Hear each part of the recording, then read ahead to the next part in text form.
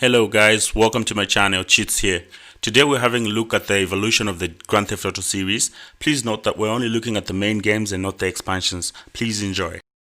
We start things off with Grand Theft Auto 1, which was released in 1997.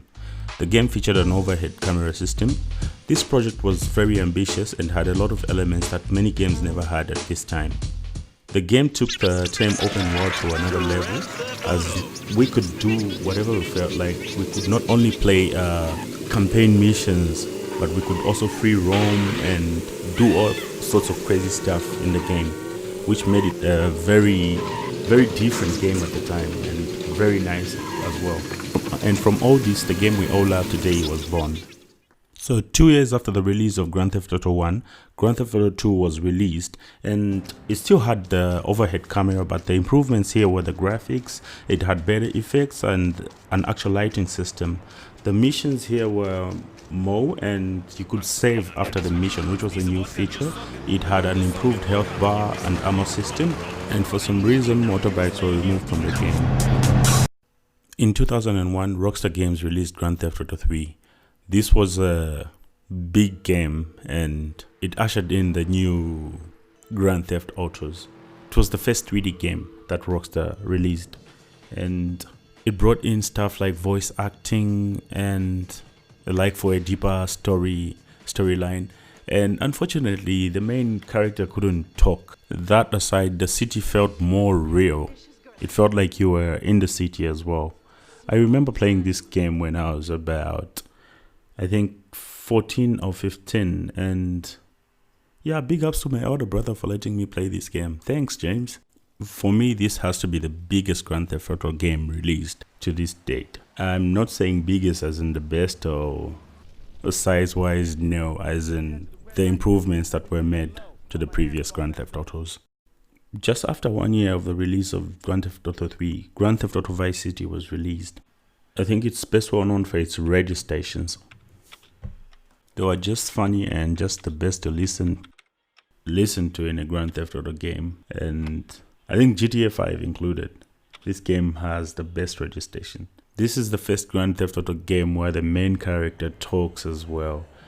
This just improved the way they could tell the story to the players, and it features for the first time we could fly helicopters in this game and fly some planes as well. We could ride bikes. Okay, bikes were there in Grand Theft Auto 1, but they removed them. For some reason, they removed them from Grand Theft Auto 2 and Grand Theft Auto 3, but they made a comeback in Grand Theft Auto Vice City, which made it look way cooler than Grand Theft Auto 3.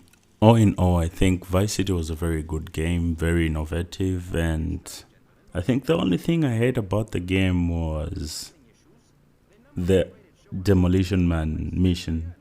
The one where you get to use the RS helicopter and plant some bombs in a building. That was one hell of a mission. Never liked it. See.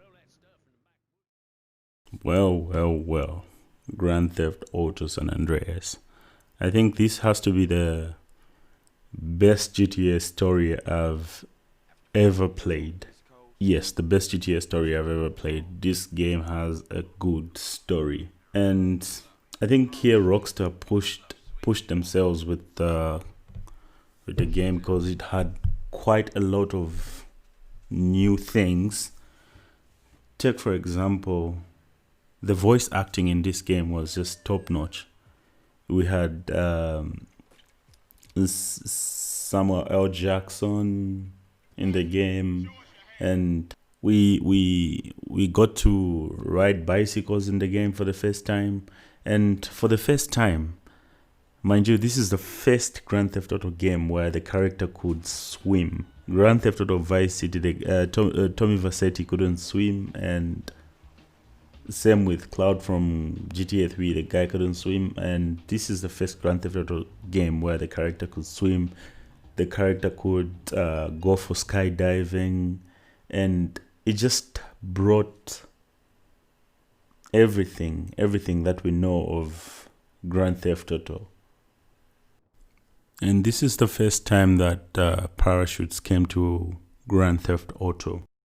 So Rockstar went on and released Grand Theft Auto 4, I think that was in 208, if I'm not mistaken. Yeah, the game was a good game, story-wise, but I think it didn't do as good as the other Grand Theft Autos.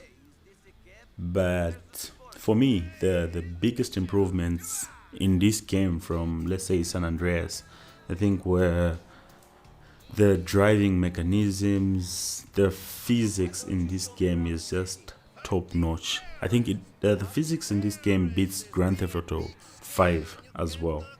And I think what they did the most with this game was to make the driving feel more realistic than all the other games.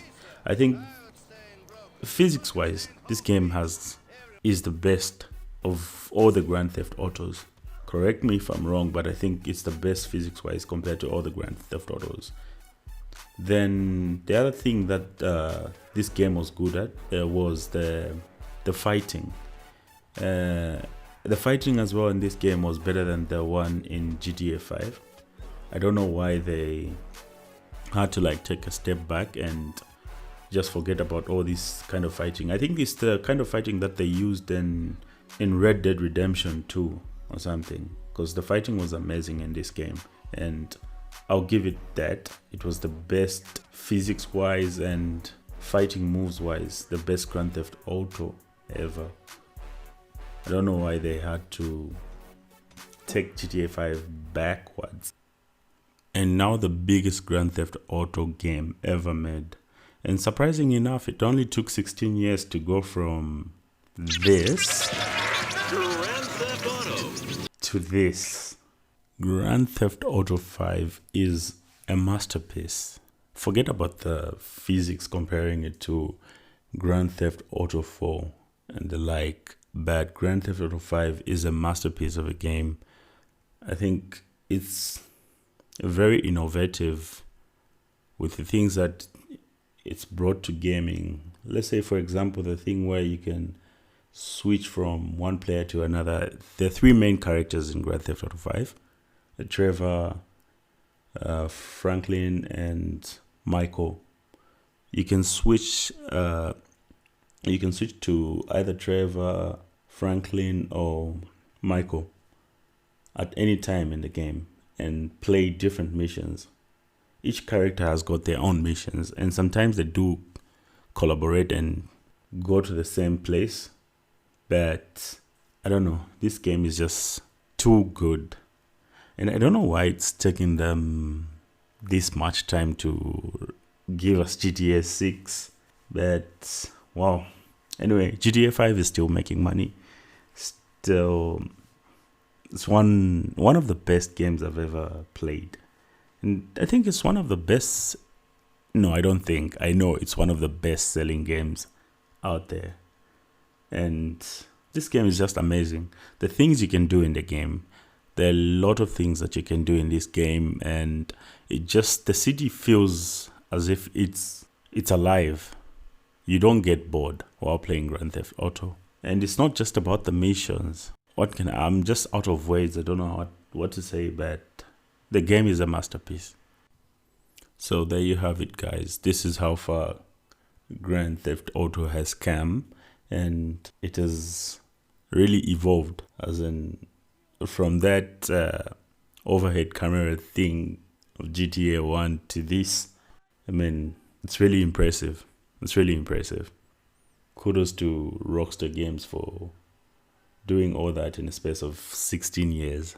I think game development takes quite some time, and for them to do it in 16 years, it's really something else. And geez, the thing about them is that they continue pushing themselves to the limit. Just look at Red Dead Redemption 2. That's another masterpiece. That's it for today, guys. Kindly like and subscribe to my channel, and please, if you've got anything to say, just leave a comment below. Thank you for watching.